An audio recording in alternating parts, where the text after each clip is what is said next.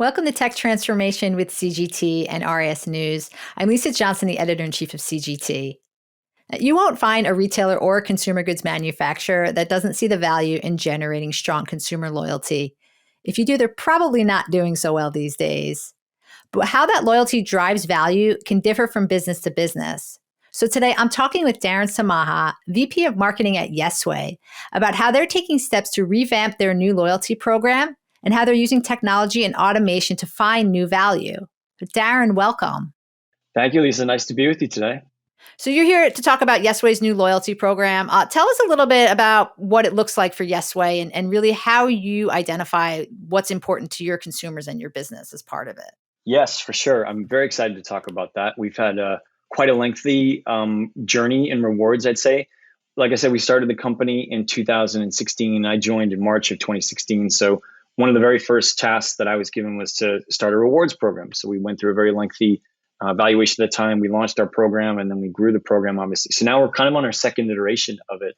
And that gives us an opportunity, I think, to take really a 360 degree view of what works, what doesn't, how we can improve, and to a certain extent, I think challenge the thinking of how we thought about loyalty and rewards, as strictly like a transactional thing and maybe being feature driven, which I think is a good thing to a certain extent. But a lot of times I think with programs, and we may have been stuck in this like, oh, what can we do that's really cool versus, where are the consumers going and how do we meet them there? And what are things that we can inherently build into the program that may be a feature, but let's think more strategically about loyalty and rewards. So like, I guess what I mean by that is we're starting with the business outcomes. Like, what do we want to do as business objectives first and foremost? And some of these things may be fairly obvious, like in convenience retailing, but obviously we want to drive business outcomes, incremental business outcomes via visits, gallons, baskets. And we'll look at doing that through a variety of things. Like I said, we have a program now and we've had success there, but we want to take it to the next level and be the leader in our industry in it. So we're looking at a better customer journey and experience. We'll have a new app, which will be exciting for us. And we're looking to, I think, follow the model that you've seen a lot of QSRs and whatnot with using the phone as the ID, the phone number as the ID, which will be great, much easier, frictionless, all that kind of thing. Better personalized communication, I would say, being more relevant, being in real time, and that requires data, but it also requires, I think, really understanding your audience, segmenting better, and having the right promotion for those customers and meeting them there. I would say as well, it's communicating with them in the way that they want to be communicated, whether it's an app, whether it's SMS, potentially even MMS and email. We're doing all those things. We'll continue to do that. We'll look at gamification. We've done that now, but we want to take that to the next level as well.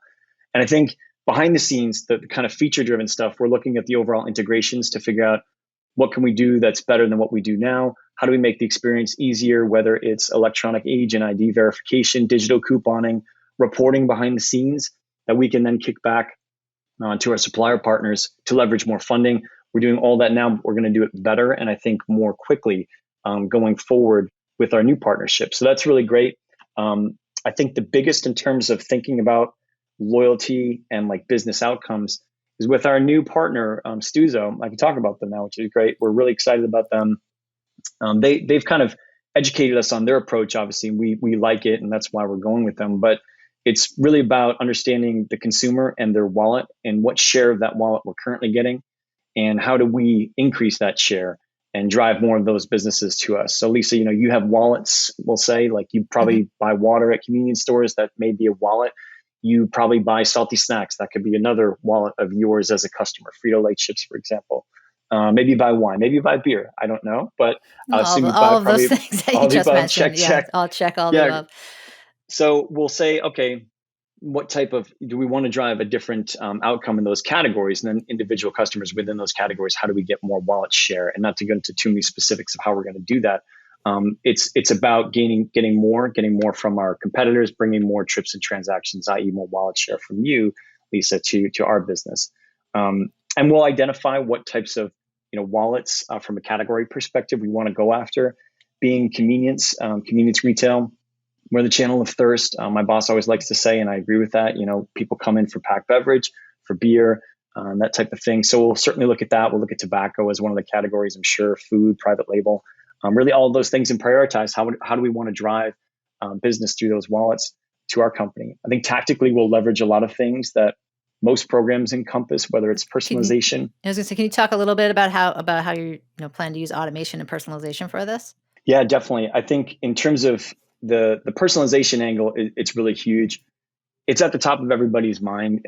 I don't know how many webinars you get with this, but it's no surprise as to why retailers like us. I think convenience specifically, we're in a super competitive channel, and if you're not differentiated, then a customer can easily go to a different location and fuel up there, maybe sign up for the rewards program and kind of get the benefits there. So we're trying to cut through with automation, with personalization, and that's what I alluded to earlier. I think it's leveraging data to deliver the right offer at the right time in the right channel to the customer, i.e., whether it's text, whether it's email, in-app push. And we're looking at all those things right now to be better and to be more relevant. We've done it before, but I think this is really going to accelerate what we can do. And I think really shine a spotlight on the ROI of loyalty. I talk about this a lot with our senior loyalty manager. He's terrific. And I think unequivocally, we can prove efficacy of loyalty by identifying what the share of wallet is out there based on consumer surveys to the program, and then figuring out what we're getting now and how we can drive incrementality as a result of that. So it's really exciting for us.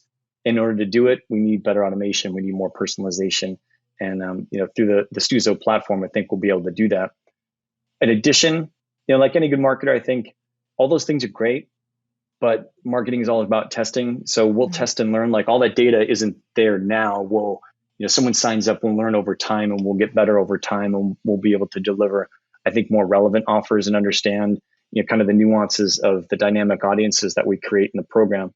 So that's really important to us, I think. And it's exciting.